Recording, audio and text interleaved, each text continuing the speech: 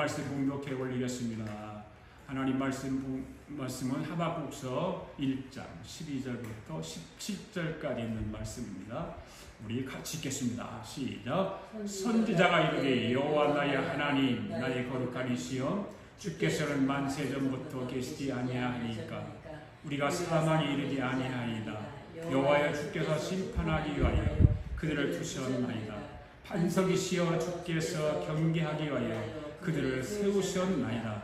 주께서는 눈이 정결하심으로 악을 참아보지 못하시며 계역을 참아보지 못하시거늘 어찌하여 거짓된 자들을 판관하시며 악인이 자기보다 의로운 사람을 삼키는데도 잠잠하시나이까. 주께서 어찌하여 사람을 바다의 고기 같게 하시며 타성인 자 없는 벌레 같게 하시나이까. 그가 낚시로 모두 낚으며 그물로 잡으며 투망으로 모으고 그리고 기뻐하고 즐거워하여 그물에 제사하며 투망 앞에 분향하오니 이는 그것을 힘입어 소득이 풍부하고 먹을 것이 풍성하게 됨이니라. 그가 그물을 떨고는 계속하여 여러 나라를 무자비하게 멸망시키는 것이 옳으니까. 아멘. 기도드리겠습니다. 오늘도 예배의 자리에 우리와 함께 하시는 하나님 아버지 은혜와 사랑에 감사를 드립니다.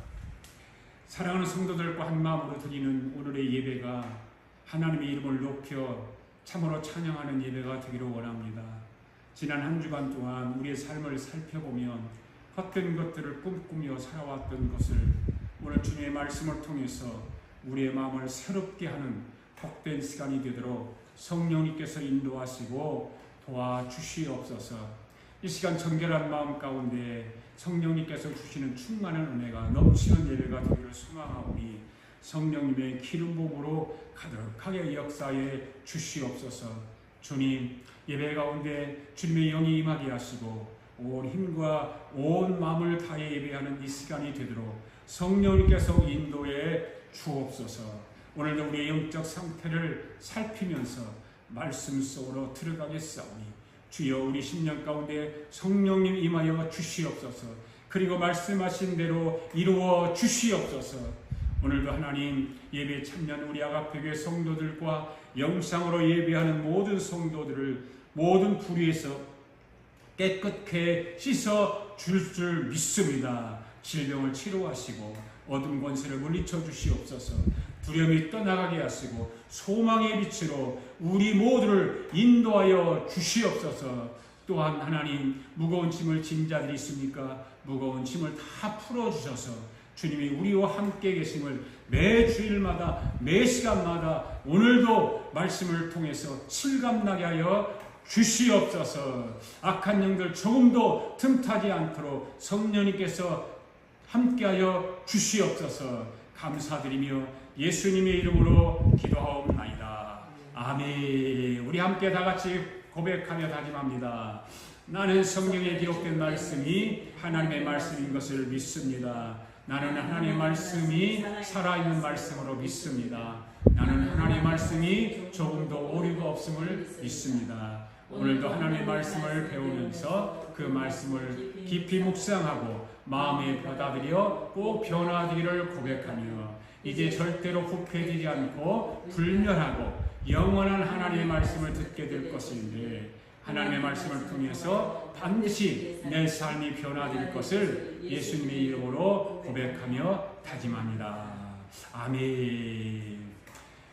할렐루야. 오늘도 하나님이 우리와 함께 가심을 믿습니다. 하나님이 우리를 사랑하신 줄 믿습니다. 촛대 사이로 다니시는 예수님께서 오늘도 저와 여러분 사이로 다니면서 머리에 기름 부음이 있을 줄 믿습니다. 할렐루야. 여러분, 우리가 살아가는 이 세상을 보게 되면 악한 자들이 참 많은 것 같아요. 세상을 악한 자들이 이끌어가는 세상이 되어버리는 것을 보면서 참 안타깝죠. 죄를 지키려 밥 먹듯이 죄를 짓습니다. 거짓과 술수들이 난무하는 이런 세상에서 우리가 살아가고 있습니다. 이런 세상에서 예수를 믿으며 살아가는 저와 여러분들의 참 마음은 참 답답하기 그지없습니다. 오늘도 하나님께서 우리의 그 답답한 마음을 위로해 주실 줄 믿습니다. 오늘도 그 답답한 마음을 가지고 하박국서 강의를 통해서 우리 하나님의 말씀으로 해결해가는 방법을 알아보도록 하겠습니다. 오늘은 하박국 선지자의 항의성 질문에 대한 말씀입니다. 하박국 선지자는 7세기 유다의 선지자였습니다. 당시 나훔 선지자, 에레미야 선지자 등과 같이 활동했던 선지자였습니다. 하박국서는 에레미야의 말년경에 예루살렘이 멸망 바로 직전에 기록한 것으로 추측이 됩니다. 이러한 때 하박국 선지자가 가질 수밖에 없었던 것이 있는데, 의문이 있었는데, 그것이 뭐냐면 하나님께서 왜 악에 대해서 침묵하시는가 였습니다. 하박국 선지자는 하나님 백성들이라고 하는 유대에 엄청난 불법이 자행되는 것을 보게 됩니다. 그래서 하박국 선지자는 유다 백성들의 악행, 유다 백성들의 불법 강포들로 인해서 하나님의 말씀을 외칩니다. 돌아오라, 돌아서라, 하나님의 말씀에 귀를 기울이라, 그렇게 외쳤지만 아무 변화가 없게 됩니다. 무엇보다도 하나님의 말씀에 대한 신실한 반응이 전혀 없었습니다. 그래서 하나님 말씀을 보니까 율법이 해이해지고 그 다음에 정의가 실행되지 못했다라고 이야기를 하고 있습니다. 그래서 하박국 선지자는 하나님의 말씀을 왜 무기력해서 능력이 나타나지 않는가 하는 것이 궁금했던 것입니다. 이런 하박국 선지자의 질문에 하나님의 대답은 하박국 선지자가 기대했던 대답과는 정반대되는 하나님의 응답이었던 것입니다. 첫째 응답이 무엇이었습니까? 놀라운 역사를 보게 될 것이라고 하는 것이었습니다. 하박국 선지자는 하나님을 향하여 언제까지 정말로 자신으로 하여금 죄악을 보게 하고 폐역을 보게 하실 것이냐고 물었습니다. 그리고 언제까지 악인이 의인을 에워싸기로 허용할 것인가를 물었습니다. 그런데 이런 하박국 선지자의 질문에 하나님께서는 어떻게 응답하십니까? 하나님께서는 하박국의 기대와는 전혀 다른 응답을 주셨습니다. 어떤 응답이었을까요? 바벨론의 침공을 통해서 유다를 멸망시키겠다는 것이었습니다. 여러분 한번 생각해 보시기 바랍니다. 하나님의 백성들이 좀 죄를 좀 졌다고 해서 조금 범죄를 했다고 해서 바벨론을 통해서 심판하신다는 하나님의 응답은 하나님의 백성된 유다 사람들에게는 엄청난 고통이 아닐 수가 없는 것입니다. 만약 저와 여러분이 예수를 믿고 구원받은 저와 여러분이 충성된 종들로 살아가다가 실수로 인해서 어쩌다가 죄를 조금 범했다고 합시다. 그런데 하나님이 그 죄를 범한 것 때문에 우리를 그냥 몽둥이로 쳐서 다리를 부서뜨린다든가 우리 집안을 망하게 한다든가 자녀들을 벌 준다든가 그러면 엄청난 고통 아니겠습니까? 엄청난 고통이겠죠. 유다 백성들도 바로 그런 고통이 있었습니다. 그런데 바벨론을 통한 심판은 현실적으로는 고통이었겠지만 그 일을 통해서 하나님은 어떻게 하셨느냐. 그동안 죄로 오염된 선민 공동체를 그런 책망을 통해서 심판을 통해서 정결하게 하시고 거룩한 백성으로 명실상부한 삶을 살도록 인도하신다는 것입니다. 할렐루야. 하나님의 책망은 그런 것입니다. 그 다음에 두 번째 응답이 뭐였습니까? 두 번째 응답은 모든 역사의 주권은 하나님에 있다고 했습니다. 하나님에게 있다. 사랑하는 성도 여러분, 세상의 모든 일들은 하나님의 섭리 속에 일어나는 것입니다. 할렐루야. 그 모든 일들은 또한 하나님의 나라와 밀접한 연관이 있는 것입니다. 즉 세상의 모든 일들은 하나님 나라를 중심으로 해서 발생하고 진행되는 것이죠. 그러므로 세계를 바라게 이해하기 위해서는 하나님의 나라를 그 중심에 두어야 한다는 것입니다. 곧 하나님의 나라는 세계사를 푸는 열쇠라는 것이죠. 여러분 구약 성경에 언급된 나라들의 이야기를 보십시오. 그 이야기들이 이스라엘을 배제하고 설명될 수 있습니까? 없습니다. 그 이야기들은 하나님의 선민인 나라인 이스라엘과 연관될 때만 의미가 있고 이해될 수 있습니다. 아멘. 세상 역사 중심에는 하나님의 나라가 있습니다. 세상 사람들은 그러한 사실을 모르기 때문에 역사의 참된 의미를 이해하지 못합니다. 그러므로 우리가 진정으로 역사의 의미를 바르게 이해하려면 그 중심에 하나님의 나라를 두어야 되는 것입니다. 그래서 우리 성도들은 역사적 현상을 볼 때 그 사건이 하나님 나라와 무슨 연관이 있을까 하는 물음으로부터 그 사건을 접근해야 된다는 거죠. 또한 우리는 하나님의 나라의 백성으로서 그 나라와 그 의를 구하는 삶을 살아야 하는 줄로 믿습니다. 할렐루야. 오늘 우리 앞에 드러난 모든 역사적 현상의 배후에는 우주의 주권자이신 하나님의 섭리가 있음을 우리는 기억해야 됩니다. 하나님께서 역사를 이끌어가는 주체이십니다. 아멘. 주인이신 것입니다. 할렐루야.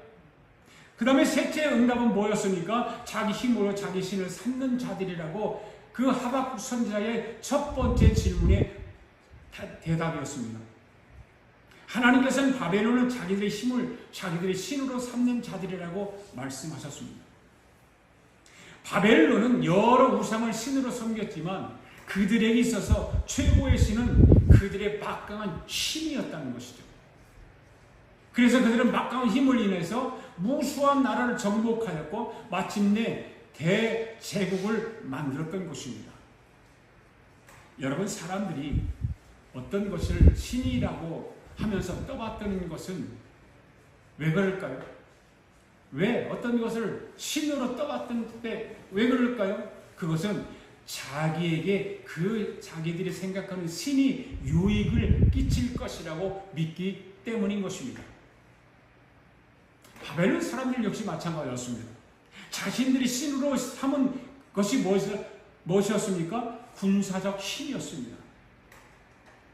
막강한 힘을 자랑했던 그것을 그들은 우상으로 삼고 있었습니다. 그러면서 그것을 더 크게 만들고 더 확장하고 그렇게 하면 할수록 자기들에게 유익이 될 것이라고 믿었기 때문에 그것으로 신을 삼았다라고 말하고 있는 것입니다. 그런 바벨론이 어떻게 되었습니까? 그들이 추구한 물질적 힘, 신처럼 떠받들었던 군사적 힘, 이런 것들이 결국 그들을 어떻게 만들었는가? 교만하게 만들었다는 것이죠. 세상의 역사들, 정치인들을 보십시오. 그들에게 어떤 힘이 주어지면 그들은 그 힘에 의해서 교만하게 되는 것입니다. 미국이나 우리 대한민국이나 정치를 가지고 힘이 있는 사람들을 보십시오. 한결같이 다 교만합니다. 그러지 않는 사람들이 더러 있긴 있지만 대부분의 사람들은 교만합니다. 그리고 파괴적입니다. 그래서 그 교만으로 인해서 추악한 일들을 자기가 만들기 때문에 결국은 뭐에 이르게 되냐면 파멸에 이르게 되는 것입니다. 지금은 그들에게 있어서 힘이 존재하기 때문에 잘 되는 것 같고 잘 나가는 것 같고 어떻게 하면 무엇인가를 해보려고 하지만 마지막에 결국에는 파멸에 이르게 되는 것입니다. 이런 무시무시한 응답을 들은 하박국 선지자의 두 번째 질문은 무엇이었는가? 바로 하나님은 왜 잠잠하십니까? 라고 하는 질문이었습니다. 오늘 본문의 말씀이 그거예요. 하박국 선지자는 하나님의 백성들이 살아가는 세상 안에서 공의가 실현되지 않은 것과 관련해서 하나님께 질문하는 것입니다. 그리고 그에 대한 답을 들을 수 있었습니다. 그런데 여러분, 첫 번째 질문에 대한 하나님의 답변에 대하여 그는 만족할 수 있었습니까? 없었습니다. 오히려 그는 또 다른 새로운 의문에 사로잡히게 됩니다. 그것은 두 가지였습니다. 뭐였을까요? 새로운 의문에 사로잡히게 된 두 가지가 뭐였냐면 악을 미워하는 거룩하신 하나님께서 왜 당신의 백성들이 바벨론으로부터 큰 고통을 당하는 것을 방관하시느냐였습니다. 왜 잠잠하시는가였습니다. 그 두 번째는 뭐였을까요? 군사력을 신격화해서 자기들의 신으로 삼고 좋아하는 바벨론을 왜 그냥 놔두느냐, 왜 방치하시느냐는 질문이었습니다. 이런 본문의 말씀을 좀 더 구체적으로 살펴보면 12절 말씀 한번 보겠습니다. 12절 말씀 시작. 선지자가 이르되 여호와 나의 하나님 나의 거룩한 이시여 주께서는 만세전부터 계시지 아니하시겠나이까? 우리가 사망에 이르지 아니하리이다. 여호와여 주께서 심판하기 위하여 그들을 두셨나이다. 반석이시여 주께서 경계하기 위하여 그들을 세우셨나이다. 아멘. 여러분, 하박국 선지자는 하나님께서 바벨론을 통해서 하나님의 백성을 심판하신다고 할지라도 하나님의 백성을 영원히 멸망시키는 것이 아니라는 것을 알고 있었던 거죠. 그래서 하나님의 백성들을 지금은 심판하시지만 심판하신 후에는 반드시 다시 회복시키실 것이라고 하는 그 확고한 믿음을 가지고 있음을 12절에서 이렇게 말씀하고 지금 하박국이 말하고 있는 거예요. 그 다음에 13절 14절 말씀 봅시다. 13절 14절 말씀 시작. 주께서는 눈이 정결하심으로 악을 참아보지 못하시며 해악을 참아보지 못하시거늘 어찌하여 거짓된 자들과 판관하시며 악인이 자기보다 의로운 사람을 삼키는데도 잠잠하시나이까? 주께서 어찌하여 사람을 바다의 고기 같게 하시며 다스리는 자 없는 별내 같게 하시나이까? 아멘. 여러분, 이 하박국 선지자는 선민보다 더 악한 바벨론을 심판의 도구로 세워서 하나님의 백성들을 유린케 하시는 이유를 하나님께 지금 묻고 있는 거예요. 하나님께서 당신의 그 택하신 백성들이 아무리 타락했다고 해도 하나님을 모르는 이방인들보다는 월등히 낫지 않습니까? 라고 묻는 거잖아요. 그렇잖아요.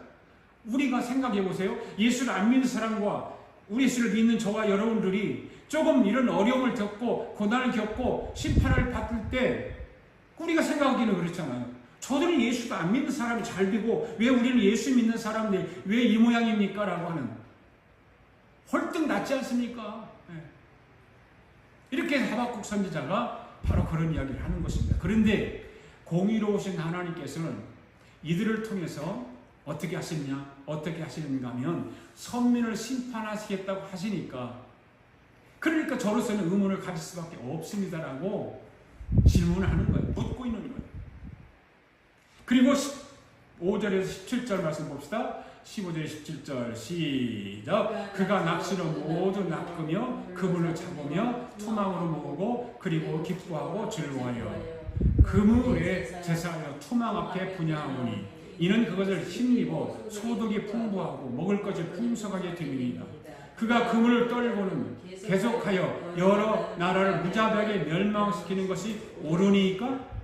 이렇게 묻고 있죠. 하박국 선지자는 악한 바벨론이 얼굴을 유린하고 그들로 하여금 풍성한 소득을 얻게 해준 군사력을 신처럼 섬기며 계속해서 여러 나라를 무자비하게 멸망시키는 것이 과연 하나님 보시기에 옳습니까? 하고 하나님께 이렇게 묻고 있는 거예요. 이렇게 하박국 선지자가 품었던 의문은 오늘 우리도 충분히 품을 수 있는 의문들이라는 것입니다. 이런 의문의 질문을 어떻게 하고 있는지를 한번 살펴보자 이 말입니다. 첫째, 혼탁한 현실 속에서 하나님을 굳게 신뢰하는 하박국의 믿음을 한번 봅시다. 12절 말씀 다시 읽습니다. 시작. 잘 읽어보세요. 이 하박국 선지자의 믿음이 어떤 믿음인가? 시작. 선지자가 이르되 여호와 나의 하나님 나의 거룩하신 이시여 주께서는 만세전부터 계시지 아니하시나이까? 우리가 사망에 이르지 아니하리이다. 여호와여 주께서 심판하기 위하여 그들을 두셨나이다.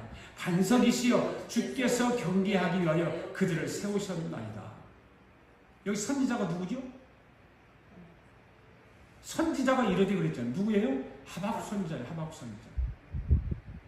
하박국 선지자는 혼탁한 현실 속에서도 하나님만을 신뢰하는 믿음이 있다는 것을 이 말씀을 보면 알 수 있잖아요. 하나님을 향한 신앙 고백을 한번 보세요, 여러분들. 여호와 나의 하나님, 여호와 나의 거룩한 이시여, 여호와 나의 반석이시여, 이렇게 하박국 선지자는 고백을 하고 있습니다. 지난주에 걸쳐서 우리가 살펴보았듯이 당시 하박국 선지자는 극한 혼돈 속에 있습니다. 그 주변에서 벌어지는 일들은 좀처럼 납득하기 어려운 일들입니다. 왜냐하면 거룩한 하나님의 백성들이 사는 선민 사회에 불의와 거짓 학대가 난무했는데, 그렇지만 하나님께서는 이를 방관하시는 것처럼 보였다는 거죠. 그뿐만 아니라 극악하고 철저히 불의한 바벨론이 의로운 선민 이스라엘을 쳐서 멸하게 하실 것이라고 하는 하나님의 말씀은 참으로 당혹스러웠던 것입니다. 여러분, 선지자 하박국의 눈앞에 펼쳐진 세상은 어떤 세상이었을까요? 혼탁하고 뒤죽박죽인 흑암과 혼돈의 세상이었어요. 우리가 이미 미국에서 살아가면서 어쩌면 편안하게 살아가는 것 같고 괜찮은 것 같이 보이지만, 깊이 들어가서, 이 미국도 깊이 들어가서 보면 참으로 하박국이 당시에 유다 백성들 속에 난무했던 그 혼탁하고 혼란스러웠던 그런 시대와 별 다를 바 없다 그 말이에요. 그런 문제를 해결할 그런 힘도 없었고 해결책조차도 없었던 것입니다. 그런데 여러분, 하박국은 그런 상황에서도 하나님이 어떤 분인지를 잊지 않았다는 거예요. 할렐루야. 혼란스럽고 혼탁하고 흑암과 혼돈 그 자체였던 그 시대 속에서도 하박국 선지자는 하나님이 어떤 분인지를 잊지 않고, 12절 그렇잖아요. 그렇게 나왔잖아요. 그렇죠? 하박국 신앙 고백이 뭐였어요? 여호와 나의 하나님, 여호와 나의 거룩한 이시여, 여호와 나의 반석이시여. 즉 어떤 말이에요? 하나님만은 결코 흔들리지 않는 분이라는 거죠. 결코 요동하지 않는 분이라는 것입니다. 언제 어떤 일이 벌어지든지 능히 의지할 수 있는 굳건한 반석과도 같은 분이 바로 하나님이라고 하는 것을 잊지 않았던 거예요. 여러분, 하박국 선지자가 살았던 시대하고 오늘 저와 여러분이 살아가는 이 시대와 마찬가지로 어떨까요? 비교해 본다면 우리가 살아가는 이 세상 역시 아까도 말씀드렸지만 혼탁하고 부조리해 보이고 도무지 종잡을 수 없을 만큼 급격하게 변하고 있는 세상이죠. AI라고 하는 그런 시스템들이 등장을 했습니다. 이거 무서운 것입니다. 성경 66권을 AI가 다 입력을 시켜놓고 예수님이 재리 다시 오십니까? 안 오십니까? 라고 물었더니 뭐라고 대답했을까요? AI에 대해서 예수님이 다시 오신다고 답을했다는 거죠. 이 AI가 무서운 것을 만들어내는 거예요. 무서운 것을 얘기하는 거예요. 우리가 아는 것 같이 똑같이 우리가 아는 것 이상의 것을 AI는 말하고 있다는 거죠. 급격하게 변화해 나가는 세상입니다. 무엇보다도 불의가 기승을 부리며 악한 자가 득세하는 세상입니다. 그래서 예수를 믿는 의인들과 경건한 자들이 많은 고난을 겪으며 살아가고 있습니다. 이런 현실 속에서 교회를 다니는 성도들 역시 고뇌하고 갈등하고 있다는 거죠. 우리나라가 지난 4월 10일 날 총선을 했잖아요. 근데 AI한테 물었대요. 그랬더니 부정선거, 100% 부정선거라고 답을 하다는 거죠. 이거 무서운 거잖아요. 그런데 정치권에서 아무 말도 안 하고 있어요. 언론에서 다루지 않아요. 왜 그럴까요? 부정이라는 것이 확실하기 때문에 그럽니다. 이런 현실 속에서 교회를 다니는 저와 여러분들 역시 고뇌하고 갈등한다 그 말입니다. 그런 세상에서 우리는 이러한 상황에서도 오직 하나님만을 굳게 신뢰하는 줄로 믿습니다. 세상이 혼탁하다고 해서 그런 세상이 그런 어둠으로 가득 찼다고 해서 우리 신앙이 퇴보하거나 우리 신앙이 죽어서는 안 되는 것입니다. 하나님을 굳건하게 신뢰해야 될 줄 믿습니다. 그리고 하나님께서 약속하신 영원한 구원에 대한 확신을 가지고 살아가야 되는 줄로 믿습니다. 참으로 과거나 현재나 또 앞으로도 성도는 오직 변함없으신 하나님을 향한 굳건한 믿음으로 살아가야 될 줄로 믿습니다. 할렐루야. 하박국 선지자가 12절에 말씀하잖아요. 여호와 나의 하나님, 여호와 나의 거룩한 이시여, 여호와 나의 반석이시라고 하는 영적 고백은 하박국 선지자가 하나님의 속성을 알고 있었다? 모르고 있었다? 알고 있었다는 거죠. 그런 신앙인들이 되어야 될 줄로 믿습니다. 어떤 고통이 우리 앞에 온다 할지라도, 어떤 환난이 우리 앞에 온다 할지라도 우리는 하나님의 그 속성을 알고 있어야 되는 것입니다. 그래서 이런 표현을 사용하고 있습니다. 여러분은 하나님의 속성을 알고 계시나요? 어떠신가요? 하나님의 속성. 이렇게 한번 얘기해 볼게요. 어린 자녀들이 아빠의 속성을 알 수 있을까요? 알고 있을까요? 모르고 있을까요? 어린아이 아빠의 속성을 알고 있는 거죠. 왜냐하면 우리 아빠는 나를 너무너무 사랑하기 때문에 내가 이거 해달라고 하면 다 들어주신다는 것을 알고 있죠. 아빠가 나를 사랑한다는 걸 알고 있는 거예요. 아프다고 하면 어디가 아프냐고 달려 살펴보고, 어디 가자고 하면 가주고, 옷 사달라고 하면 아빠는 무조건 옷을 사다 준다는 것을 알고 있는 거예요. 그래서 자녀들은 아빠의 속성을 의지하게 되는 것입니다. 아이가 아빠의 속성을 다 알고 있기 때문이거든요. 하박국 선지자가 바로 하나님의 그 속성을 다 알고 있었습니다. 12절 말씀에서 고백하는 걸 보면 우리는 다 알 수 있잖아요. 그래서 나의 하나님 거룩하신 이여 나의 하나님이라 부르는 거예요.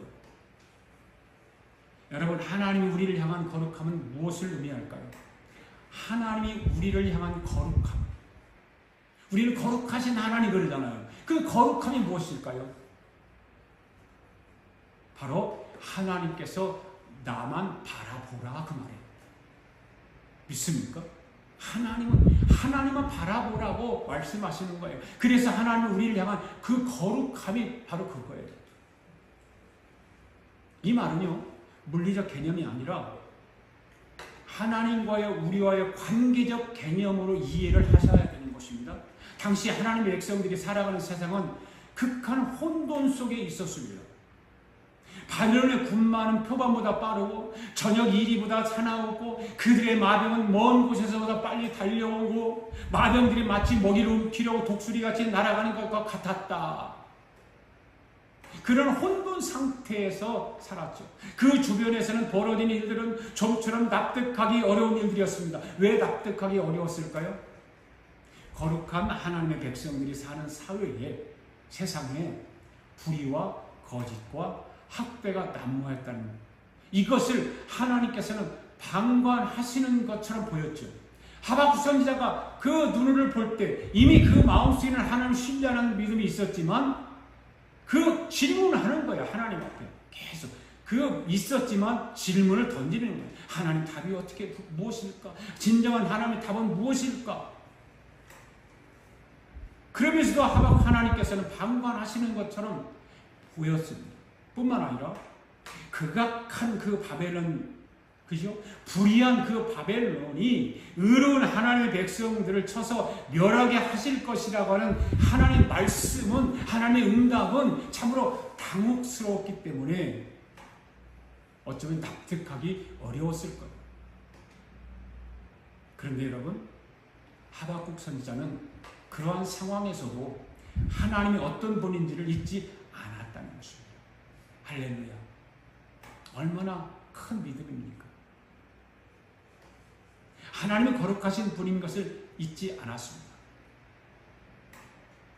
하나님만은 결코 흔들리지 않는 분, 결코 요동치지 않는 분, 언제 어떤 일이 벌어지든지 능히 우리가 의지할 수 있는 분, 굳건한 반석과도 같은 분임을 잊지 않았다 그 말입니다. 할렐루야. 오늘 우리도 그래야 될 줄로 믿습니다. 여러분, 과거 하박국이 살았던 시대와 마찬가지로 우리가 살아가는 이 세상 역시도 혼탁하고 부조리해 보입니다. 도저히 종잡을 수 없을 만큼 급격하게 변화되는 것입니다. 세상은 우리가 아침 자고 일어나면 변하는 거예요. 미국을 보세요. 며칠 전에 유세 현장에서 대통령 후보자를 향해서 총을 쏘는 일이 있었지 않습니까? 우리 대한민국을 보세요. 아까 말씀드렸듯이 4월 10일 총선에서 부정선거가 확실하게 드러났는데도 다 이 땅을 고 있어요.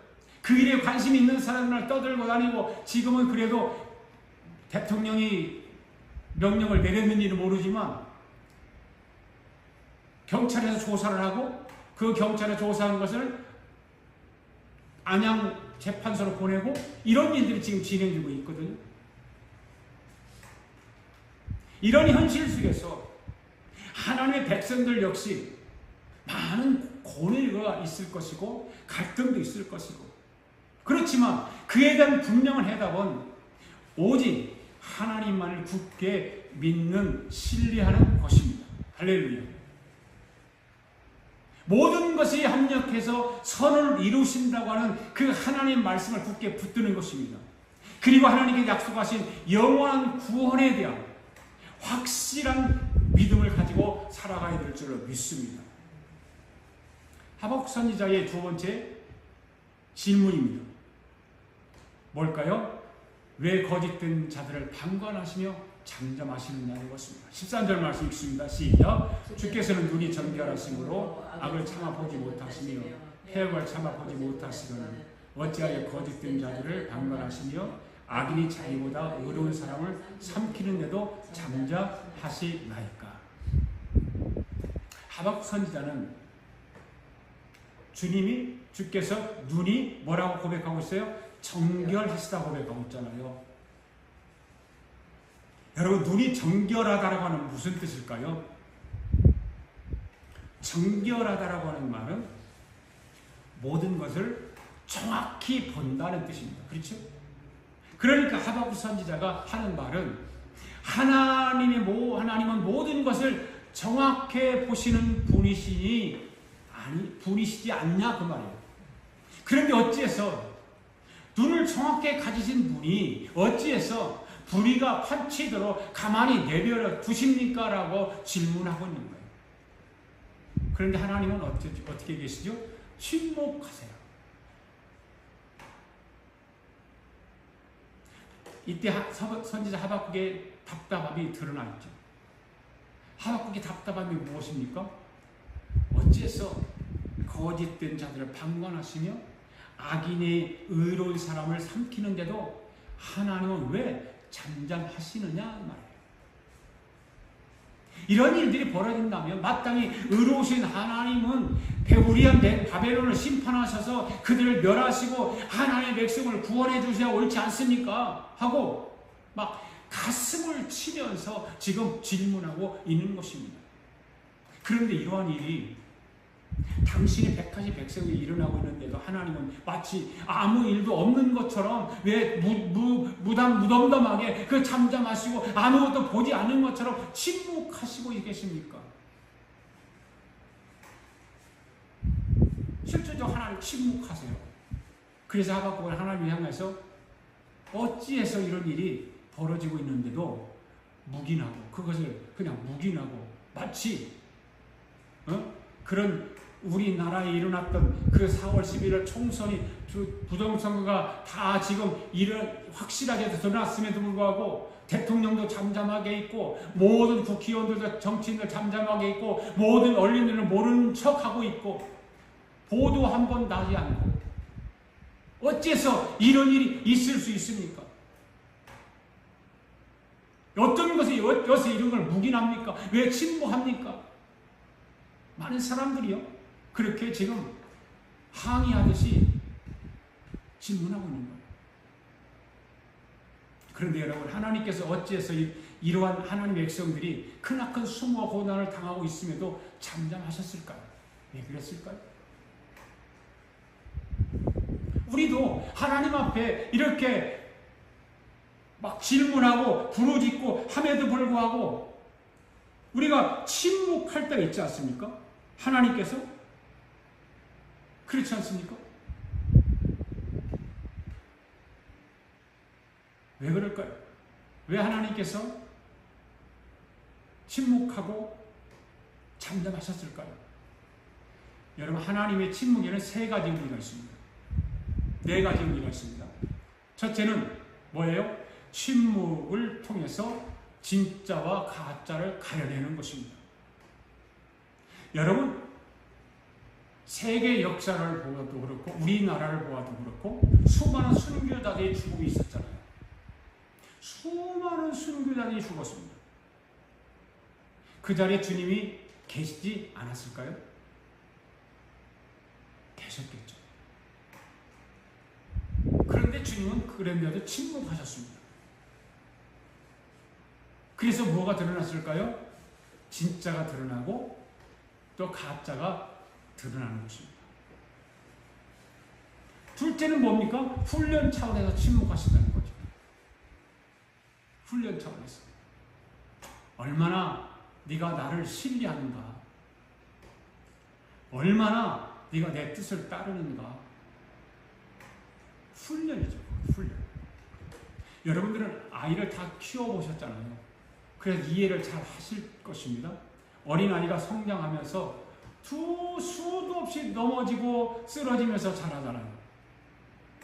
그런데 부모가 그것이 안타까워서 아이를 매일같이 안고 업고 키운다면 그 아이가 정상적으로 걸을 수 있을까요? 없습니다. 넘어지고 쓰러지고 하면서 훈련이 잘 되어야 잘 걸을 수 있는 것입니다. 그러니까 여기에는 하나님의 바로 성도들을 향한 트레이닝이죠.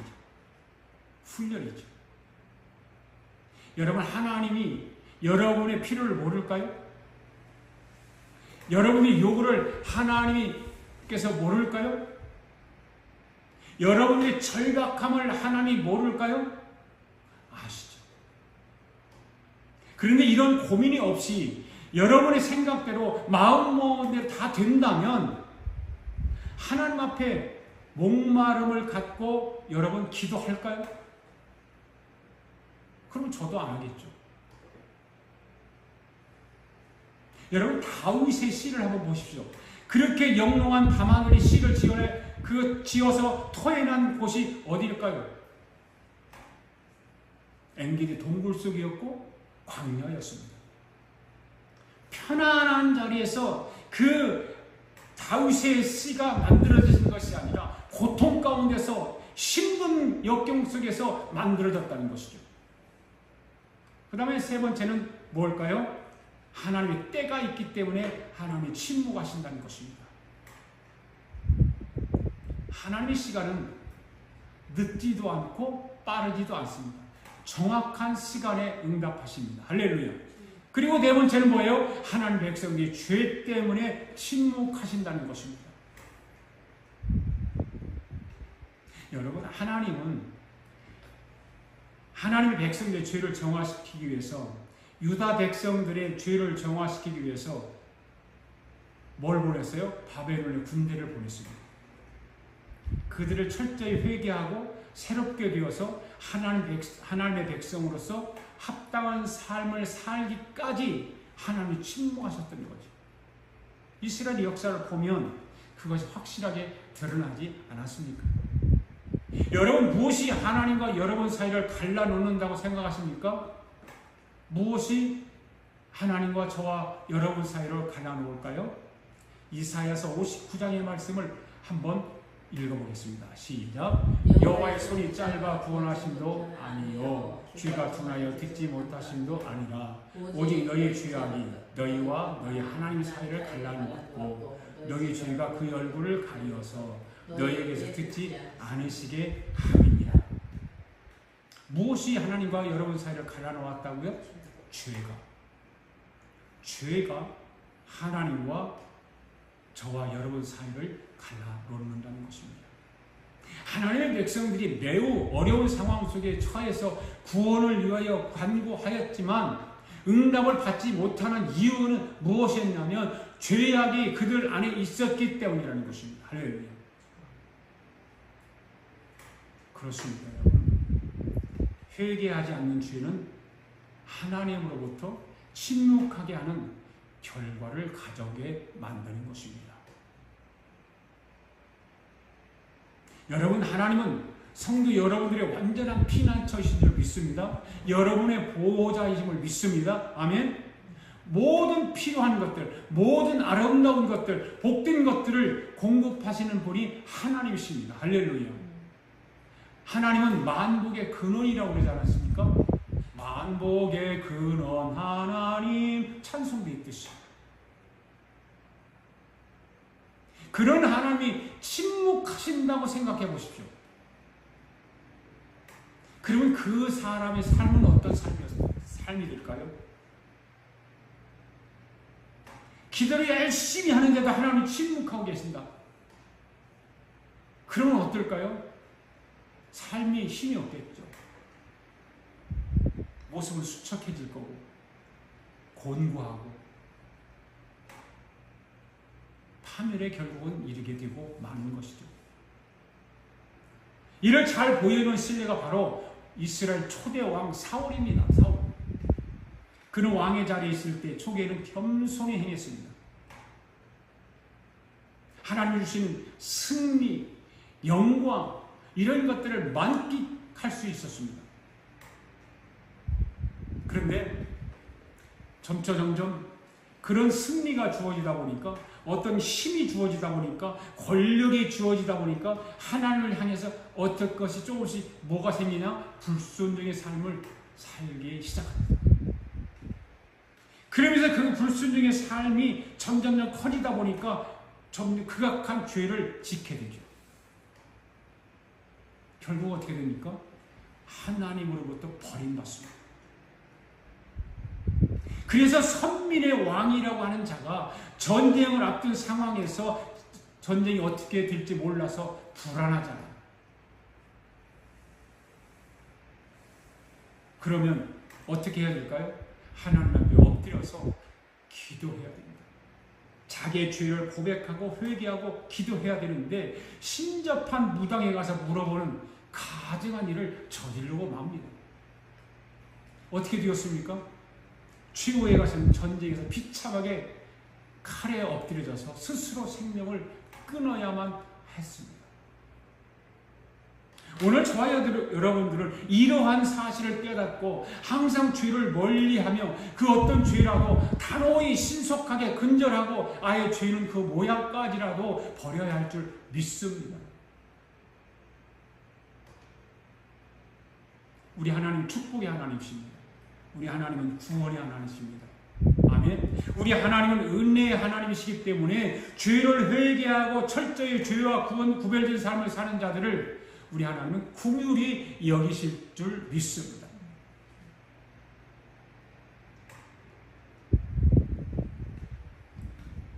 죄를 회개하는 사람의 기도에 하나님은 속히 응답하십니다. 그리고 삶을 복되게 만들어 주시고 아름다운 것으로 은혜를 베풀어 주실 줄 믿습니다. 그 세 번째 질문이 뭘까요? 왜 멸망시키려고 하느냐는 것이죠. 15절 17절 말씀 까지 시작. 그가 낚시로 모두 낚으며 그걸로 잡으며 투망으로 모으고 그리고는 기뻐하고 즐거워하며 그물에 제사하며 투망 앞에 분야하오니 이는 그것을 힘입어 소득이 풍부하고 먹을 것이 풍성하게 됩니다. 그가 그물을 떨고는 계속하여 여러 나라를 붙잡게 멸망시키는 것이 오르니까.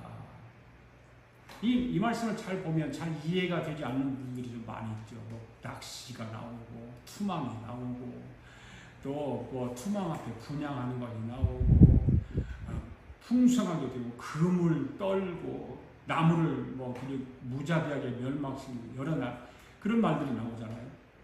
여기 어부로 상징되는 것은 무엇을 나타내는 말이냐면 바벨론을 가리키는 거예요. 그리고 물고기를 잡는 데 사용되는 도구인 낚시, 그물, 투망 이런 것들은 유다 왕국을 멸망시키고 그 백성들을 포로 잡아가는 데 사용하는 무기나 그들의 군사력을 말하는 것입니다. 17절 다시 보십시오. 그가 그물을 떨고 계속해서 여러 나라를 무자비하게 멸망시키는 것이 옳으니까 라고 묻고 있지 않습니까? 여러분, 그물을 떤다는 것은 무슨 말일까요? 그물에 걸린 고기를 비우는 행위를 말하는 것입니다. 바벨론은 마치 어부가 바다에서 그물을 던져서 많은 물고기를 잡아서 올린 후에 더 많은 물고기를 잡기 위해서 그물에서 그물 잡아온 그 그물 속에 있는 것을 속히 고기를 비워내고 다시 바다에 그물을 던진다 그 말이에요. 그러듯이 한두 나라를 정복한 것으로 만족하지 않았다는 거죠. 이 바벨론이 제국이 된 것은 이유가 있어요. 그렇게 여러 나라 주위의 모든 나라를 다 자기들이 지배했죠. 침공해서 무자비하게 그들을 멸망시키고. 그래서 하박국 선지자는 이 바벨론의 이러한 행위가 옳습니까? 옳지 않습니까? 라고 묻는 거예요. 바벨론이 아무런 까닭 없이 다른 나라를 침공한 것은 절대 옳은 일인 것이 아닌 것입니다. 여러분, 유럽연합이 있잖아요. 유럽연합. 유럽연합이 어떻게 생겨나는지 아시나요? 유럽 사람들이 전쟁을 많이 하잖아요. 많이 했잖아요. 유럽 사람이 전쟁을 많이 하는데 그 전쟁을 해보니까 전쟁에서 패한 자도 패한 자가 되고 전쟁에서 승리한 자도 패한 자가 되고 전쟁에 패한 자도 승리한 자가 되고 승리한 자도 패한 자가 된다는 것을 알았던 것이죠. 그래서 이들이 모여서 우리 앞으로 전쟁하지 말자 하면서 연합을 다짐하고 유럽 연합을 만드는 거예요. 그래 유럽 연합이 그런 걸 정해놓고 있으니까 지금 러시아와 우크라이나가 전쟁 중에 있잖아요. 그 유럽 연합이 지금 우크라이나를 도울까 봐서 러시아는 지금 바닥바닥 떨고 있는 거예요. 북한에 가서 김정은이 만나서 무기를 좀 지원해달라고 군사력을 지원해달라고 이런 것을 하고 합법적으로 너희들이 어려움을 당하고 우리 군대가 너희들을 도울 것이고 우리 군대가 어려우면 너희 군대가 우리를 도와주라. 이런 거를 합의를 하고 러시아가 그 유럽연합 때문에 마음대로 할 수가 없어요. 왜? 유럽연합이 다 힘을 합해갖고 러시아를 공격하면 러시아가 망하죠. 여러분, 전쟁이라고 하는 것은 불가피한 것도 있겠지만 전쟁이라고 하는 그 자체로 절대 선한 것 될 수 없습니다. 그렇죠? 네. 이스라엘의 가나안 정복 전쟁처럼 하나님의 명령에 의해서 악을 척결하기 위해서 전쟁하고 또 외부 침략으로부터 나라를 지키기 위한 전쟁은 불가피했던 것입니다. 그러나 아무런 까닭 없이 다른 나라를 침략하는 것은 어떤 경우에도 정당화될 수 없는 것입니다. 그런 전쟁은 대부분이 다른 나라의 소유를 빼앗고자 하는 이기적인 탐욕에서 비롯된 것이 아닐까요? 아까도 말씀드렸지만 러시아가 우크라이나를 침공하는 것이 우크라이나의 땅을 빼앗기 위해서 전쟁을 하는 거 아니에요? 그 전쟁은 정당화될 수 없기 때문에 세계 사람들이 싫어하는 거거든요. 바벨론 사람들은 자신들의 탐욕을 채우기 위해서 결코 하나님의 뜻과 무관한 무자비한 침략 행위, 탈취 행위 이런 것 거듭거듭 일삼았던 것입니다. 특별히 그들은 한두 나라를 정복하는 것으로 만족하지 않았습니다. 그들은 다른 나라를 침공해서 악탈함으로 인해서 소득이 풍부해졌습니다. 먹을 것이 풍성했습니다. 그렇지만 그것으로 만족하지 않고 계속해서 다른 나라들을 침공해서 무자비하게 학살하고 탈취하고 그 땅을 폐허로 만드는 그런 악행을 저질렀던 것이죠. 여러분, 탐욕이란 바로 이와 같은 특징들이 있죠. 뭘까요? 탐욕은 악을 행하게 할 뿐만 아니라 쉬지 않고 악을 행하게 만드는 것입니다. 탐욕이라는 것이. 모든 악이 탐욕에서 비롯되고 탐욕으로 인해서 악은 그칠 줄 모른다는 것입니다. 그래서 탐언서의 말씀에 가서 보면 탐욕은 바닥이 없는 음부와 같다 그랬어요. 그리고 탐욕은 채우고 또 채워도 만족이 없다라고 했습니다. 사랑하는 성도 여러분, 그러므로 우리 성도들은 탐욕이 우리를 사로잡지 못하도록 경계하며 자족하는 법을 배워야 될 줄로 믿습니다. 그리고 모든 것을 가지신 하나님을 마음에 모시고 하나님으로 말미암는 참된 만족을 구하고, 그래서 풍성한 은혜와 축복의 삶을 이 한 주간 우리 함께 힘을 합해서 힘을 다해서 살아가는 저와 여러분 될 수 있기를 주의 이름으로 축복합니다. 할렐루야. 이 시간 우리 다 일어나셔서 함께 하나님 앞에 찬양 부르면서 예물을 봉헌에 올리도록 하겠습니다.